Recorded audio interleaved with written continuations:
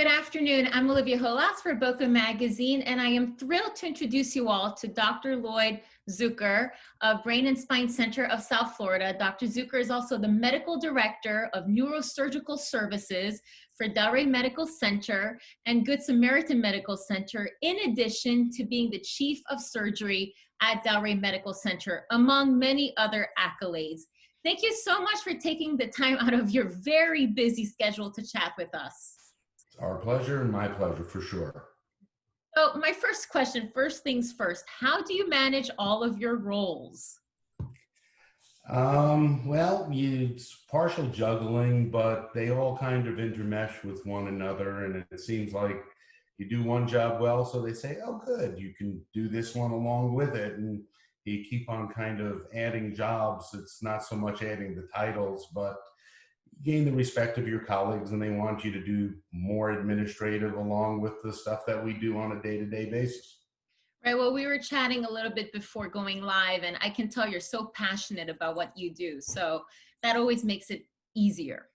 And without a question, I've been doing it for, gosh, do I want to even admit this? I've been doing it for a little over 30 years since residency, and still love what I do. Oh, that's really wonderful. What type of ailments and illnesses do you commonly treat, Dr. Zucker? We are, obviously, we are neurosurgeons. So for myself, I've not limited myself. So neurosurgeons can either do brain or spine or both. We operate on both brain and spine. So hemorrhages within the brain, tumors within the brain, movement disorders, I treat Parkinson's.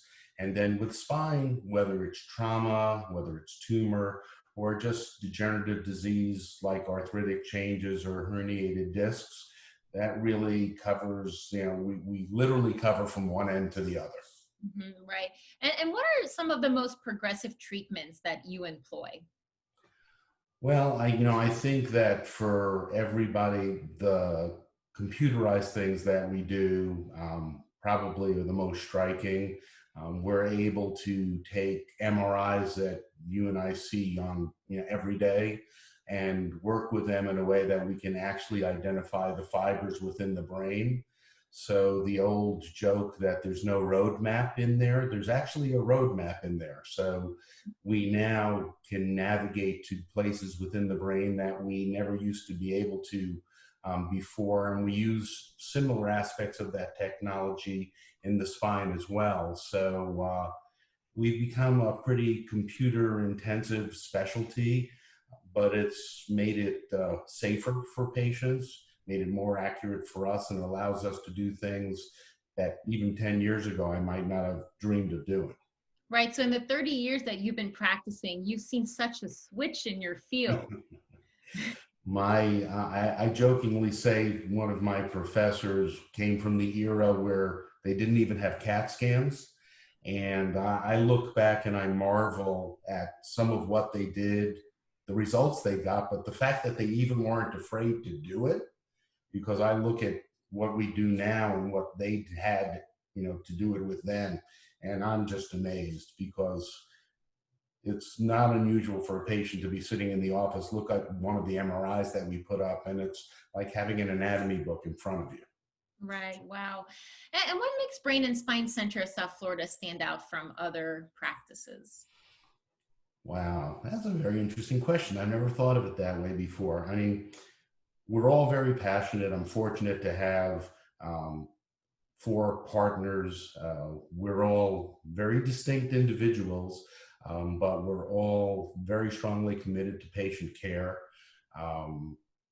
We all cross cover for each other. So if a patient was in the hospital, if there was a problem, there is literally never a moment of a day in a month or a year where if somebody picked up that phone and calls our practice, there's going to be somebody available to them.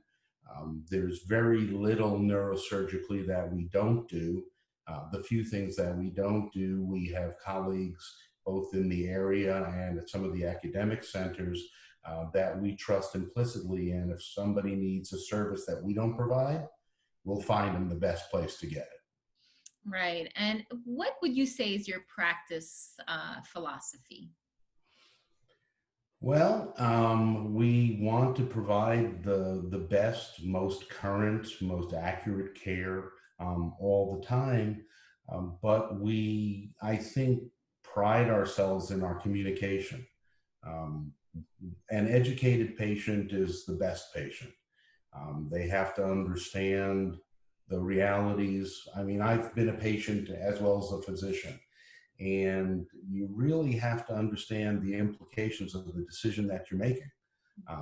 And you have to make sure that your patient's expectations and your expectations are on the same plane, or else you end up with a disappointed and unhappy patient. So the communication becomes a central part of everything that we do, and it kind of just ripples out from there.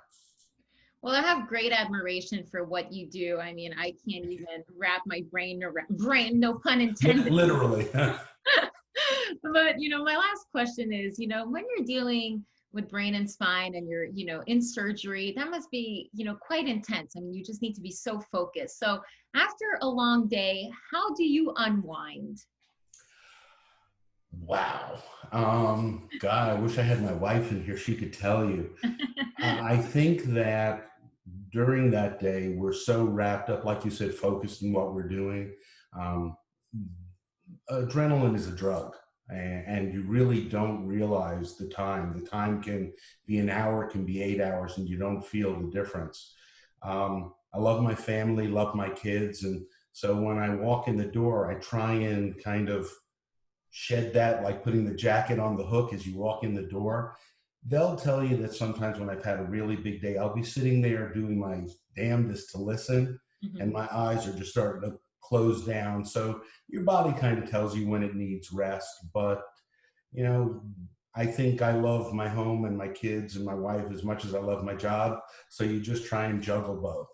Oh, that's really great. Well, it's so great to speak with you, and thank you for all that you do. And like I said, great admiration for doctors and everything that you're doing out there for us all. So thank you for chatting with us. It's a pleasure. And, the shout out, I guess, although you did it to me, everybody on the healthcare team, other physicians, nurses, hospital administrators. This has been a remarkable time for everybody in all walks of life. And by and large, everybody has risen to the challenge. And I think we all have a lot to be proud of. Absolutely. And it's really, truly thank you to you, your whole team, everybody. So thank you so much, and have a wonderful rest of your Tuesday, Dr. Zucker. And Thank you also, very much. Always available for whatever you need. great. Thank you. And thank you to our viewers for tuning in. Until next time, enjoy your day. Bye. Have a great one. Bye. Bye-bye.